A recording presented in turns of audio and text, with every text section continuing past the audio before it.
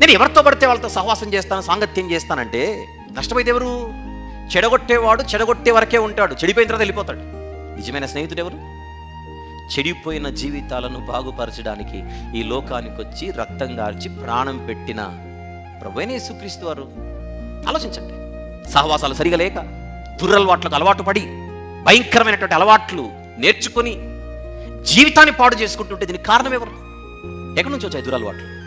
పాలు తాగడం మాత్రమే తెలిసిన పిల్లలు ఒక వయసు వచ్చేసరికి ఏవేవో ఎందుకు తాగుతున్నారు?